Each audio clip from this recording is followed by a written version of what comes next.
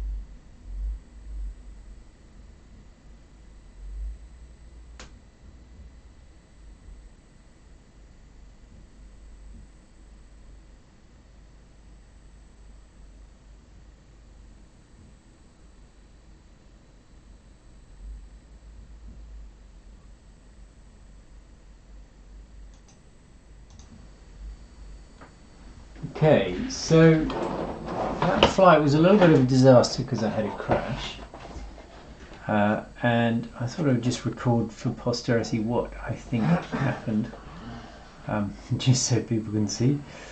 So what happened, and I've got a video, I'll probably show it. The copter was flying great, and then I started to gradually lose control until I really didn't have control. I then tried to hit RTL and hit E-stop instead, and the motors all dropped off, and wasn't able to recover, and it crashed. And unfortunately I lost the GPS puck, which is kind of annoying, so I'll get another one of those. Everything else seems to be okay, so you know, kudos to the designers of the frame. It's clearly a very strong frame, which is great, and the motors seem to be okay.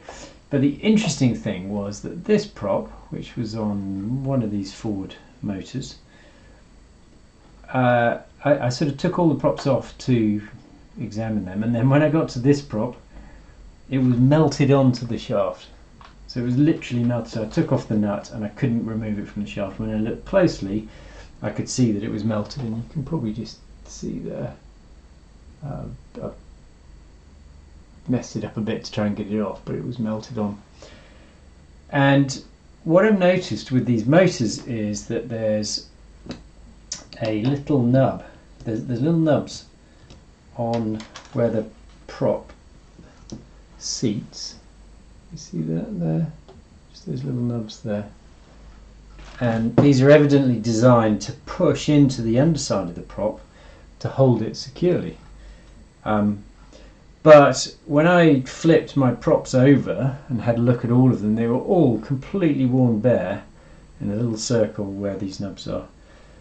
And so you can imagine that any sort of play would gradually wear away this, and once it was worn away, probably the prop would drop a little bit and no longer be held on tightly and then spin around. And I think that's essentially what happened. So one of the props came loose through that process.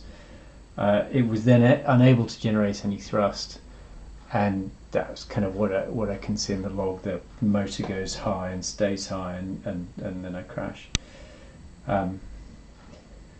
So kind of interesting, because clearly there's a lot of torque given out by these motors to generate that kind of problem, but I'm also not quite sure what to do about it. So one thing I'm going to do is replace all the props for sure, and maybe inspect them a bit more regularly. What I'll probably also do is see what the rated torque on these shafts are, because these are hollow shafts, so I've been a little bit careful about over tightening, but clearly they need to be tightened pretty well to stay on the shaft and you know, be well connected to the motor. The other thing I'm not quite sure about is these hubs are quite hard plastic, probably quite brittle, and I'm a little bit worried that these nubs pressing into the plastic are basically breaking the plastic rather than just sort of digging in. They're degrading it. So another possibility would be a different kind of prop. I suspect they're all going to have similar problems. I mean, these are fairly flexible props anyway, so I think this plastic is probably about as good as it gets. But yeah, interesting problem, not one I've ever seen before, and one to be to watch out for.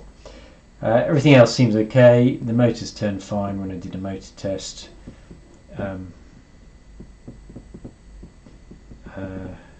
I just noticed there's a little bit of, doesn't seem quite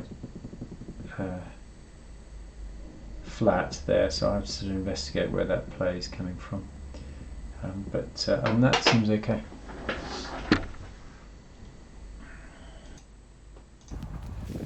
Okay, I'm going to have another go after the abortive attempt last time. It's a little bit windy still, but it's a beautiful day, chilly, and we'll see whether my props are on tight enough this time I don't get any meltage, as it were.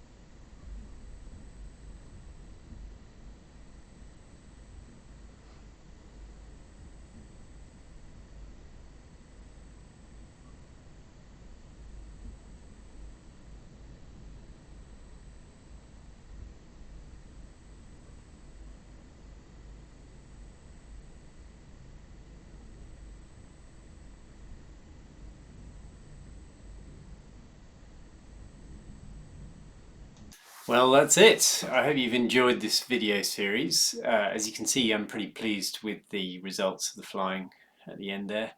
There's a few little bits and bobs that I've already put up over time, but in essence, the series shows you how to get a great tune on ArduCopter. Well, with any frame really, but in particular with this Chimera 7 frame. So thanks for watching.